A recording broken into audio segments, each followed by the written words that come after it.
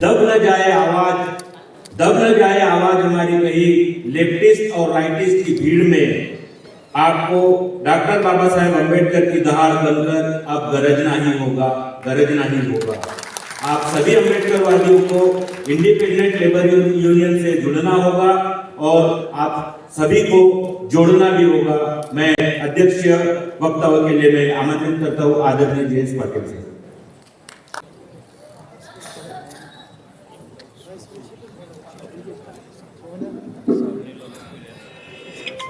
Respected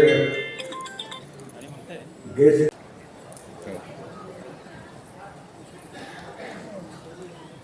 जहाँ तक हम बात करते संविधान की बात करते, संविधान की बात करना इसलिए उचित है कि जो भी बैकवर्ड क्लास सिटीजन है जिसमें which covers OBC, tribe and scheduled caste, they are product of the constitution. यदि संविधान में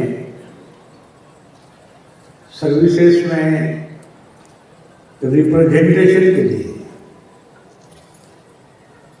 बाबा साहब ने आर्टिकल 16(4) नहीं लिखा होता, आर्टिकल 16(4) में बाबा साहब ने क्या लिखा है कि nothing in this article shall prevent the state from making provision or reservation in appointment or post if they are not adequately represented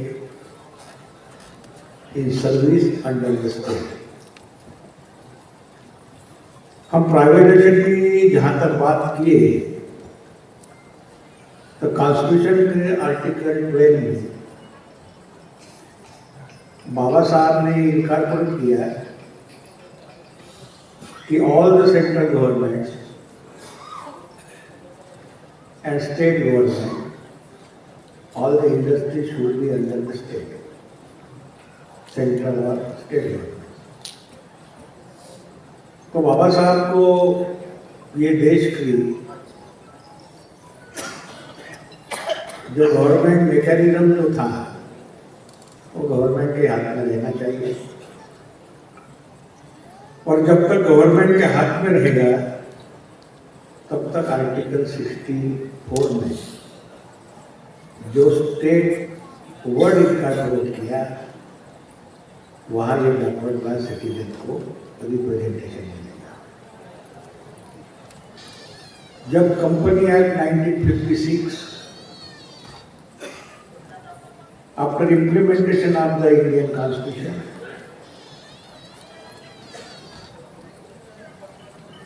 (1956) में जब आया तब कंपनी एक्ट में लिखा गया कि जो भी गवर्नमेंट डिपार्टमेंट डिसइन्वेस्टमेंट 51% के अबव करेगा वो स्टेट के डेफिनेशन में नहीं देगा। The control of that industry, that government department will be under the control of the private industry, चाहे वो अंबानी हो, अदानी हो। That the constitution, that the company act contradict the constitution. और कंपनी एक्ट का जब 1966 में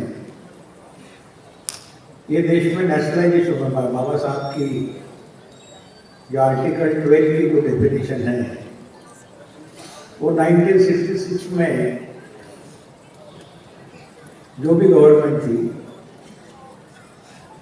उन्होंने जो भी प्राइवेट लाइसेंसी थी उनको नेशनलाइज कर दिया।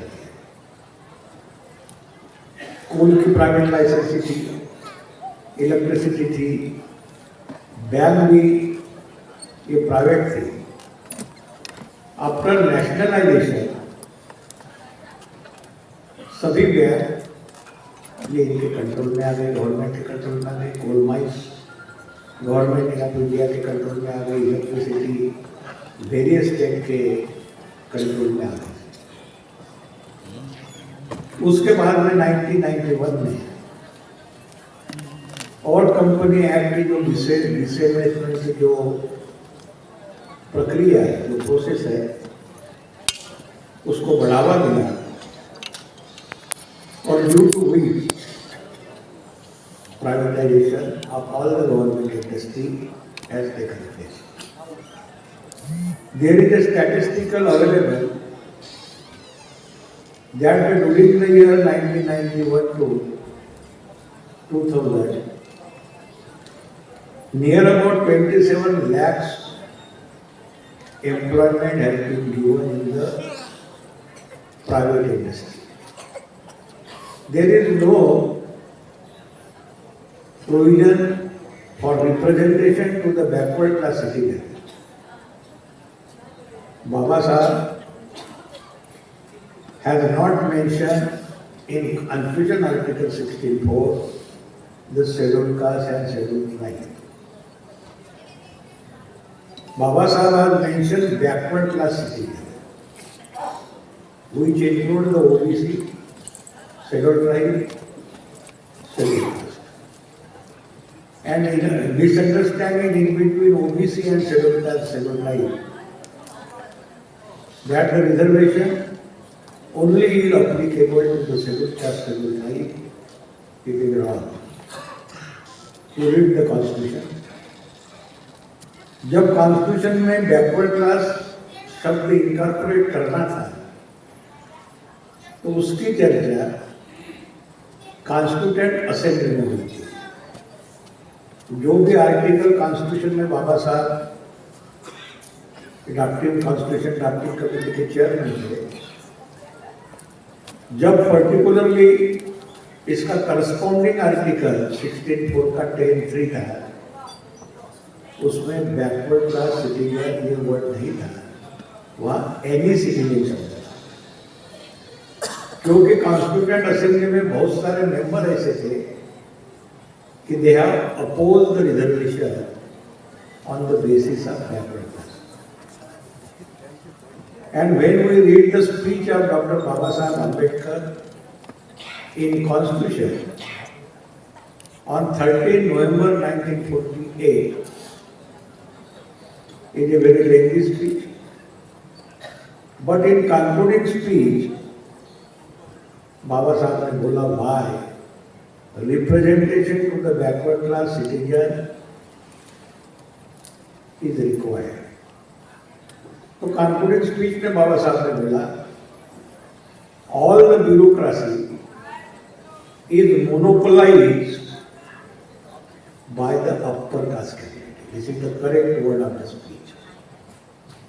Hence, in democracy, यदि हमने बैकवर्ड क्लास समाज को रिप्रेजेंटेशन नहीं दिया तो इनकी प्रगति नहीं हो सकेगी।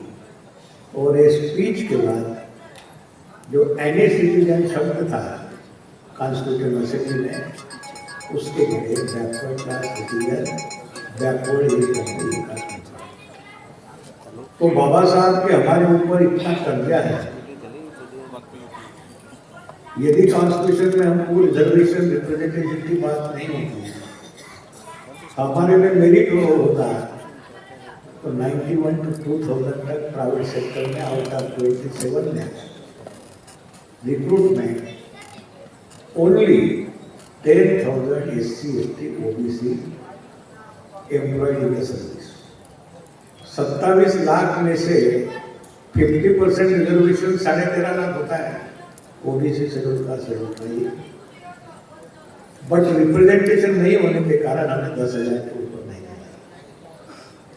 एक एग्जाम्पल है, एक बहुत होशियार लड़का था, वो प्राइवेट इंडस्ट्री में इंटरव्यू को गया, उसको नॉट फाउंड सुटेबल करके उसको रिजेक्ट किया। जब वही लड़का यूपीएससी को बैठा तो यूपीएससी में पास होके सेंट्रल गवर्नमेंट में अच्छे पोस्ट पर लग गया। because there is a minimum guarantee in the constitution. here से भूलना नहीं चाहिए. We are the product, we have merit.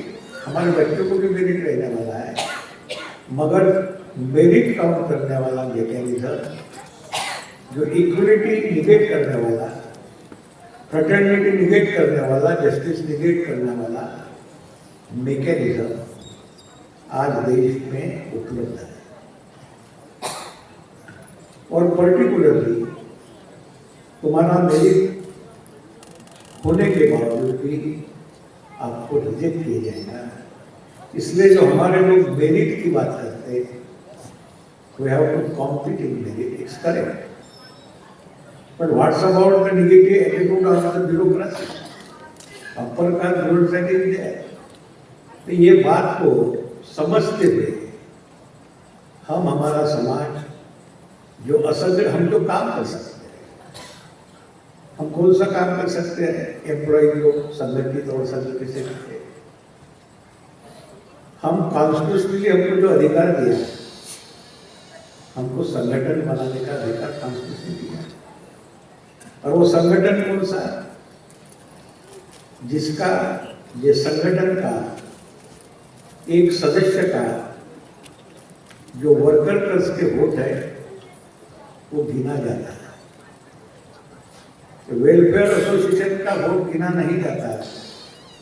वो सभी के सभी वोट जिसके विरोध में बाबा साहब ने संघर्ष करके कॉन्स्टिट्यूशन में प्रोविजन किया, आज हमको अच्छे दिन है. और जिनके अच्छे दिन है हमारे, वही लोग बाबा साहब ने जिसके अगेंस्ट में संघर्ष किया है, उसके साथ यदि रहेंगे तो उनके परिणाम बाबा साहब के विचारों के विपरीत होंगे. वक्त कभी आता नहीं है.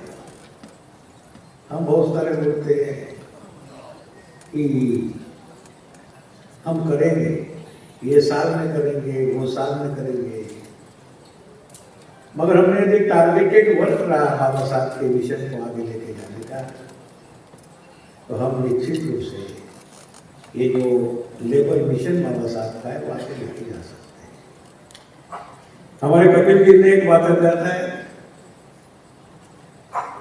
एक वक्त ऐसा था, डीसी कपिल एक जूनियर इंजीनियर थे दिल्ली विद्युत बोर्ड में, और वो इंजीनियर एसोसिएशन के जनरल सेक्रेटरी थे विद्युत बोर्ड के, पावरफुल लीडर थे. जब हमारे कॉन्टैक्ट में आ गए, हमने दिल्ली विद्युत बोर्ड में एक ट्रेड यूनियन बनाया वो, और ऑल स्टेट इलेक्ट्रिसिटी बोर्ड का ट्रेड यूनियन करके उसका ऑल इंडिया विद्युत एम्प्लॉयज फेडरेशन बनाया. तो आंदोलन चलाते चलाते कॉन्ट्रैक्ट लेबर का आंदोलन चले, वो डिसमिस हो गए. हमारे कुछ लोगों ने बहुत सारे दिल्ली के मदद भी किया. नॉलेज अच्छा है, लीडर भी अच्छे हैं.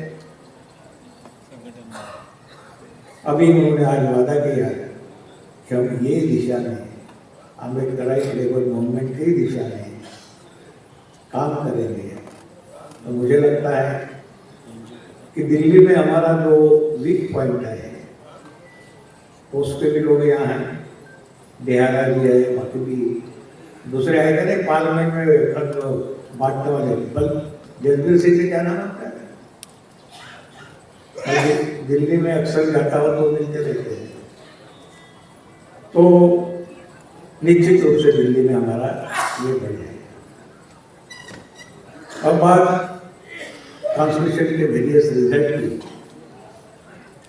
समान काम समान वेतन, और गवर्नमेंट एक्चुअली जुडिशियरी का क्या होना चाहिए साथ में बताएं. लाइफ इंश्योरेंस कॉर्पोरेशन में लाखों के तादाद में डेली वेजेस के बच्चे, आउटसोर्स सिस्टम आई को कॉन्ट्रैक्टर छोड़ देते. एक जमाना ऐसा था कि गवर्नमेंट ही खुद के रोल पर डेली वेजेस के कॉन्ट्रैक्ट लेबर, उसको कॉन्ट्रैक्ट लेबर नहीं मिलते थे, डेली वेजेस के नहीं मिलते थे. LIC के सुप्रीम कोर्ट ने एक निर्णय दिया कि ये लोगों को आप रेगुलराइज करें। जो ऑर्गेनाइजेशन ने केस डाली थी, मैं ऑर्गेनाइजेशन के जनरल सेक्रेटरी बन गया। 5 साल हो गए, वो निर्णय अभी भी इम्प्लीमेंट नहीं हुआ। हमने बोला कंटेम्प्ट डालो, कंटेम्प्ट भी डाला बोले, मगर गवर्नमेंट कुछ करने को तैयार नहीं। हो सकता है कि गवर्नमेंट डिसीजन रिव्यू करने की इसमें, वैसा कल बालों के केस में जो जेल हुआ था वो छोड़ देते, उसके बाद और सुप्रीम कोर्ट ने उनको जेल में भेजा गुजरात के केस में, और आज गुजरात गवर्नमेंट कल रिव्यू में देगी। तो हो सकता है कि LIC के केस में भी वो रिव्यू में गए होंगे, हम उसका ही करेंगे और आपके साथ डिस्कस करके लाइन ऑफ एक्शन हमारी फ्यूचर में क्या रहेगी ये हम डिसाइड करेंगे। महाराष्ट्र में कॉन्ट्रैक्ट लेबर जो भी सिटी गवर्नमेंट है, electricity board, state transport corporation है, या हजारों की तादाद में अकेले इलेक्ट्रिसिटी बोर्ड 42,000 है। हम भाषण करने में बहुत माहिर हैं, ये होना चाहिए, वो होना चाहिए, मगर लोगों को इकट्ठा करना ये बहुत कठिन काम, ये बहुत कठिन काम है। और वो कठिन काम के लिए जो समर्पित कार्यकर्ता रहता है वही काम कर सकता है। आज महाराष्ट्र में कॉन्ट्रैक्ट लेबर की पोजीशन हमारे अच्छे है, उनको बहुत सारा जस्टिस भी हमने दिया, उनको मालूम नहीं था। जो ट्रेड यूनियन में रहते थे जो बताते नहीं थे। तो इसलिए संगठित क्षेत्र में लोगों को ट्रेड यूनियन के दायरे में लाना, या स्वामीनाथन जी चेन्नई के मीटिंग में यूनियन बैंक के और इंडियन बैंक के दोनों नेशनल लेवल के जनरल सेक्रेटरी में मीटिंग में थे। Indian bank, union bank, condition एक का नाम है और एक बाबू है। दोनों भाषण में सब बात में बोले कि now we will form the trade union and banking industry. एक जने ने बोला कि मेरी एसोसिएशन इंडिपेंडेंट लेबर यूनियन को अगर नहीं हो सकती। Your association is under society registration act, IL is registered under Trade Union Act 1926. But Indian bank वाले ने थोड़ा डेयरिंग किया है। उनका एक सम्मेलन था नेशनल लेवल का, SC/ST वेलफेयर एसोसिएशन का, नहीं मिला, अभी की बात है। मैं वो टाइम झांसी में था, मैं जा नहीं सका। और वह चीफ गेस्ट थे रामदास यादव। अब ये गवर्नमेंट में जो हमारे मिनिस्टर रहते वो थोड़ा चॉकलेट दे देते कि और इसको एक आते थे और उसको जाने आने का टिकट दे देते। इतने खुश हो जाते कि मैनेजमेंट के साथ डिस्कशन के लिए SC/ST वेलफेयर को प्लेन से जाए बाबू जी को मानो, और उसमें खुश रहते। और बैंकिंग सेक्टर में जब ये संकल्पना आई कि workers representative in the banking sector directorate होना चाहिए, तो लोग मेजॉरिटी यूनियन के कैपिटलिस्ट के AIB के लोग थे, और यह बड़ा नेशनल लेवल का रिलेशन बैंक ऑफ इंडिया का हुआ था। SK पाटिल प्रेसिडेंट थे, वो सोशल वर्कर थे। मुझे बुलाया पाटिल साहब, आज हम नेशनल लेवल की ट्रेड यूनियन बनाने का निर्णय लेते। मुझे बड़ा खुश हो गया। मैं गया चीफ गेस्ट करके वक्ता था, तो नेशनल शेड्यूल कास्ट कमीशन के परमार जी थे, मेंबर थे। अपने चार्टर ऑफ डिमांड लेके पढ़े कि there should be one director in management, banking management of SC/ST welfare association. तो परमार जी ने भाषण में उसका रिप्लाई क्या दिया है? Your welfare association, all the members are members of the cabinet state. We have given one direction to the communist union due to you are a member of that union. अबे तुमको पैसा मिलेगा, तुम्हारी credit नहीं है, मिल नहीं सकता। और बाबा साहब ने सोशल मूवमेंट, पॉलिटिकल मूवमेंट में, रिलीजियस मूवमेंट में मेरा जय जयकार करो, और ट्रेड यूनियन में गोरवलकर जी, गांधी जी की, कम्युनिस्ट वाले का जय जयकार करो, ये बाबा साहब ने कभी नहीं बोला। बोला क्या? नहीं बोला।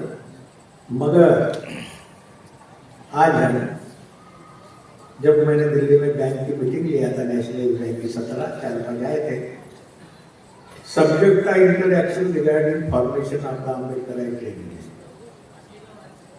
मेरे को लफ्ज़ पूछा आईबीए में कौन सा फोरम है, मामूली में कौन सा फोरम बोलते उसको, आईबीए के साथ चर्चा करते थे। सब यूनियन का एक फोरम रहेगा ना, सुनने आ रहा क्या मामूली साहब? नहीं आ रहा। सब यूनियन करके एक फोरम करते फिर चर्चा करते। तो मुझे प्रश्न पूछा है कि तुम उसमें हो क्या वो फोरम में? मैंने बोला नहीं, यूनियन ही नहीं तो मैं कैसा होगा। मगर आज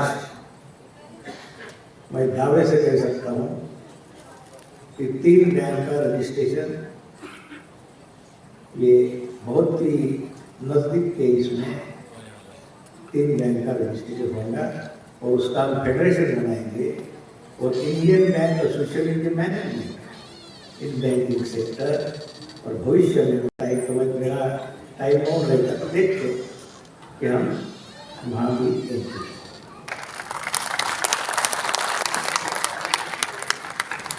कोल माइंस में कुछ लोग हैं या शिष्टा के लोग है क्या?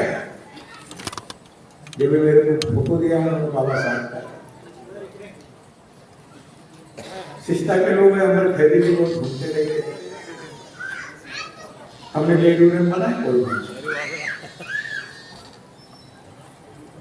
तो मैं एक लालपेट कॉलोनी में गया था, एक जुमने करके था, उसको मिल गया।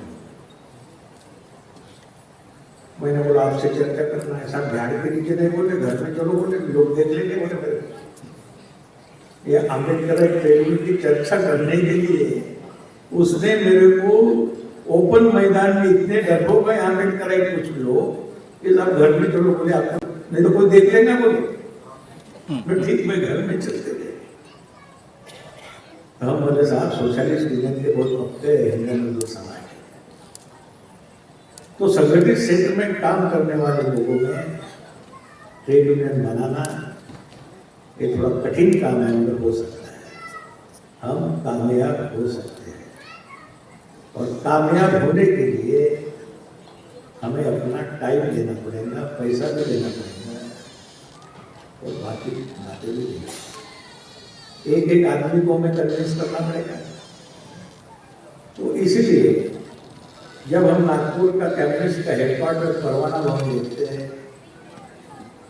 और वो लिस्ट पे देखते हैं, लोग बोलते हैं, तो 1974 में ये कैबिनेट का हेडक्वार्टर, ये आईपीएफ का हेडक्वार्टर जहाँ बदल करते आते हैं। तो डोनर कौन है? डोनर शेड्यूल कास्ट के लोग 74 में दस क्यों दिए? उनके कंट्रोल में थे।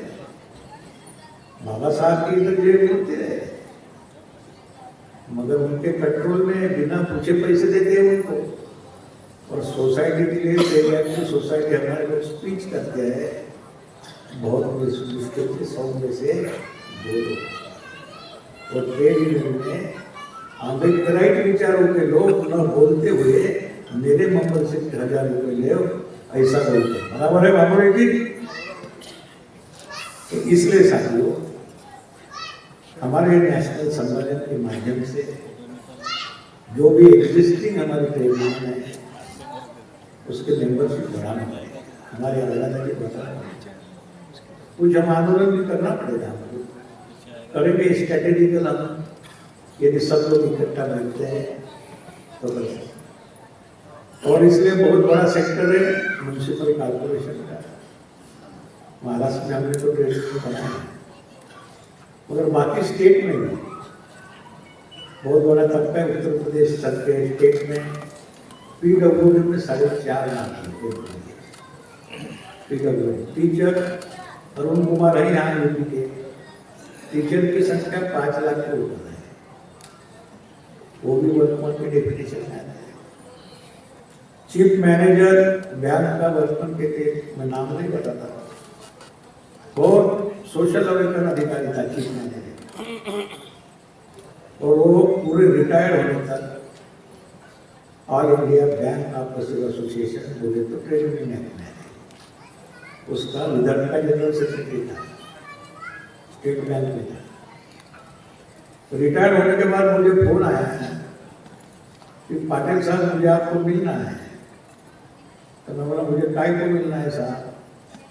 मेरी इच्छा है ट्रेड यूनियन में काम करने। तो मैंने बोला नहीं मारा, बोला लाइफ भर तूने क्या इसके साथ काम किया, और आज बोल रहा है कि मैं तेरे तरफ आता है, मुलाकात हमारी हुई नहीं।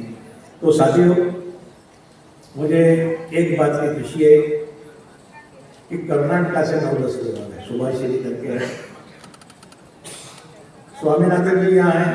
स्वामीनाथन जी के पहले मैं एक ही उदाहरण देता हूँ, मैं चेंजेस कैसे होते हैं, सोशल ट्रांसफॉर्मेशन कैसा होता है क्या। तो 4 साल पहले तो मेरे पहचान का एक विद्यार्थी नहीं था, तो मैंने एक को फोन किया, सुब्रमण्यम आने वाले थे, ट्रेन का रिजर्वेशन भी था, वो इलेक्ट्रिसिटी बोर्ड में डिप्टी इंजीनियर है। मुझे किसने तो भी फोन दिया, इसको फोन करो बोले। मैंने फोन किया, Subramaniam I am coming on so and so day, are you ready to conduct the meeting? मैंने यस सर। उसकी मेरी पहचान नहीं थी। मैं चेन्नई में जब गया तो उसके स्कूल में मीटिंग रखा था चेन्नई के, और only 23% persons way present in the meeting.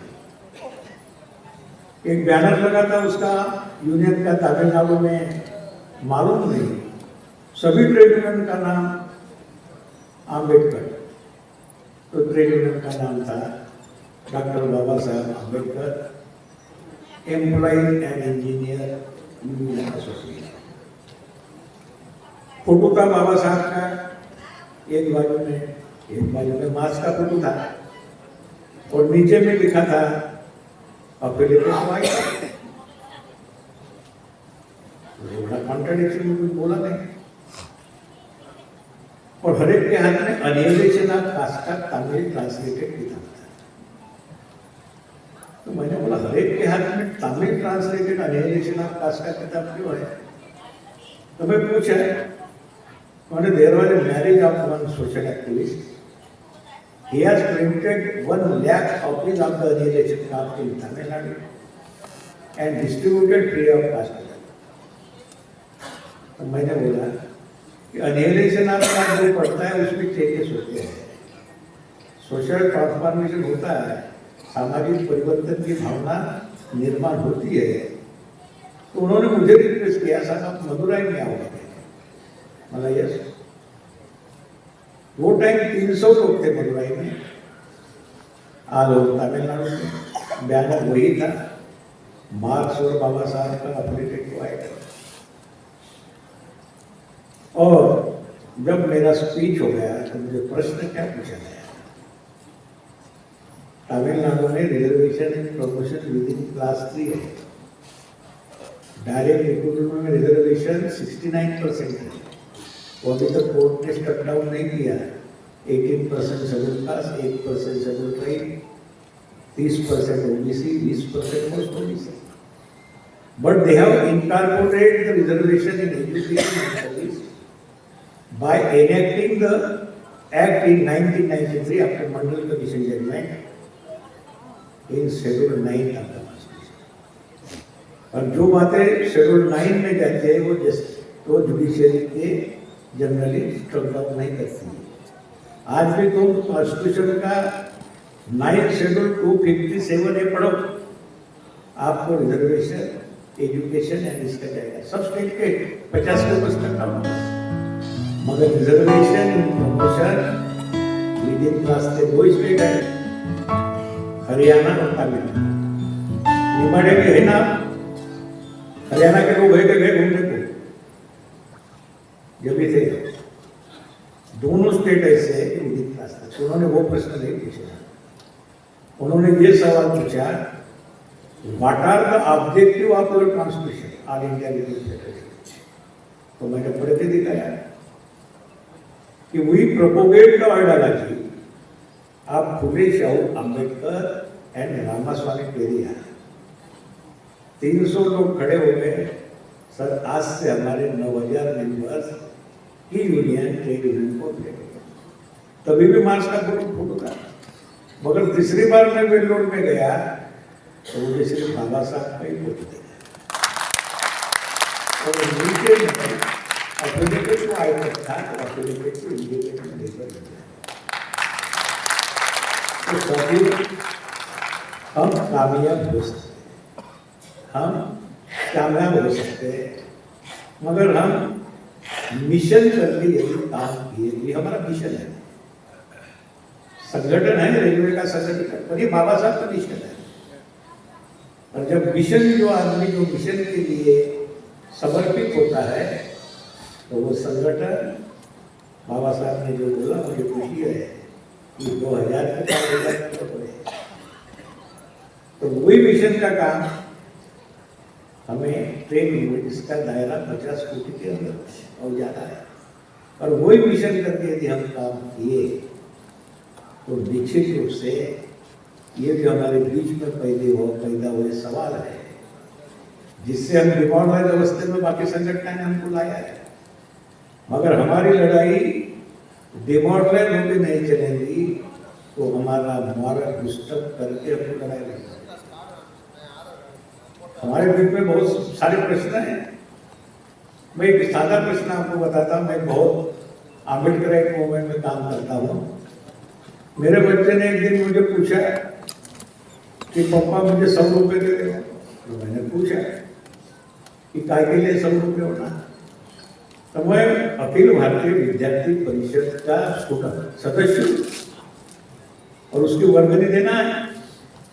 तो मैं आम्बेडकर मेरा लड़का बोलता कि एबीवीपी का मेंबर हूँ, तो मैं बोल रहा हूँ उसको कि वो एबीवीपी तो ऐसी है, संघ की है, आरएसएस की है। तो मेरा बच्चा पूछता है तो पापा अल्टरनेट क्या है तुम्हारे पास? है नेशनल लेवल पर स्टूडेंट का हमारे पास अल्टरनेट? एक अल्टरनेट से नहीं जमेंगे उनकी पॉलिटिकल अल्टरनेट। मुझे वो बात याद आती है कि मैं 20 साल पहले लखनऊ में आया और जो दारुल पाशा रेस्ट हाउस है पुराना, एमएलए हॉस्टल कोई है, तो मैं 10 लोगों की मीटिंग लिया इलेक्ट्रिसिटी बोर्ड की। लोगों को बोला कि अपना ट्रेड यूनियन बनाएंगे। लोगों ने मुझे बोला साहब क्या बात करते हो, सत्ता आई तो सब प्रश्न छूट जाते, बोले कोई यूनियन बनाने की बात नहीं है। मैंने बोला सत्ता आती है, सत्ता जाती भी है, मगर संगठन ये हमेशा के लिए देता है। तो वही यूपी में 21 सितंबर 2015 आलोक रंजन कल राज्यसभा का सदस्य हो गया, समाजवादी पार्टी का चीफ सेक्रेटरी। उसके सिग्नेचर से रिजर्वेशन इन प्रमोशन बंद हो गया और जिन्होंने 92 के बाद बेनिफिट लिया उसको 1.5 लाख लोगों को रिवर्ट कर दिया। This is the result of UP. कोई देश में कोई राज्य में 1.5 लाख लोग रिवर्ट नहीं हो गए। जब मैं शक्ति भवन गया था, लखनऊ के हेडक्वार्टर है इलेक्ट्रिसिटी बोर्ड का, तो राम करके थे पहले डायरेक्टर थे, बाद में चीफ इंजीनियर हो गए। तब होने के बाद मुझे टाइम ही नहीं देते थे। पाटिल साहब मैं बिजी हूँ मैं, मगर एक दिन गया तो पाटिल साहब आओ, बोले बैठो, बोले क्यों साहब? अरे बोले मैं चीफ इंजीनियर था, मेरे को रिवर चेक के आर्डर ये सीखे। बोले क्यों आई? मैं बोले पटेल साहब 35 साल ये मेरे ऊपर ही दबदबे बैठा था, वो भी चीफ इंजीनियर है, मैं भी चीफ इंजीनियर हूं। उसके 35 साल झंडे पकड़े, उसको पैसे दिए और उसने मेरे को रिवर्ट कर दिया। ये परिस्थिति आ जाता है यूपी जैसे स्टेट में 1.5 लाख रिवर्ट होने के बाद यदि हमको चीज नहीं आती, कोई भी बात की घृणा पैदा होना बहुत आवश्यक है, क्योंकि यही ऑर्गेनाइजेशन हम कॉन्स्टिट्यूशन से आए हैं, कॉन्स्टिट्यूशन के प्रोडक्ट है, मगर संगठन ने हमको वही जुडिशरी के माध्यम से हमको रिपोर्ट कर दिया। तो इसलिए साथियों ये बात का हमें बहुत सीरियसली एक नेशनल कन्वेंशन के माध्यम से हमने उसको सीरियस लेना है। नहीं तो कार्यकर्ता दो प्रकार के होते हैं, अपने इसमें नहीं है, दो प्रकार के कार्यकर्ते हैं। एक बेचारा प्रेसिडेंट रहता ऑर्गेनाइजेशन का, वो शबनम लेता, हर एक के घर में जाता, यूनियन की आइडियोलॉजी बताता, अम्बेडकर का लेबर मिशन बताता, और दूसरा सेक्रेटरी रहता, दिन भर कुछ काम नहीं करता यूनियन का, और शाम को बैठक में बोलता मैंने ऐसा काम किया, वैसा किया, वैसा किया। वो डिवोटेड कार्यकर्ता बोलते पर मीटिंग है, वो हो बोलता पर जाता ही नहीं सेक्रेटरी। एक दिन बहुत महत्वपूर्ण मीटिंग थी, तो एक डिवोटेड कार्यकर्ता बोले मैं कल सवेरे आता है, तो चलना पड़ेगा मेरे साथ। बोला आता, मुझे गया सवेरे, उसको और आना नहीं थे, उसने अपने वाइफ को आवाज दिया, बोले पानी गर्म हो पाएगा, बोले मैं तो आग नहाने का क्यों, बोले अभी तक। तो उसके वाइफ ने भी रिप्लाई दिया तुम तो बोले आग सबरी नया, मुझे ऐसे बहाना बनाने वाले भी लोग है। अपने कार्यकर्ते ऐसे नहीं फैशनेबल, अपने कार्यकर्ते ये डिवोटेड है, और वही डिवोटेड कार्यकर्ता के साथ अम्बेडकर लेबर मिशन निश्चित रूप से बढ़ेगा। इसी के साथ मैं अपना संबोधन करता हूँ।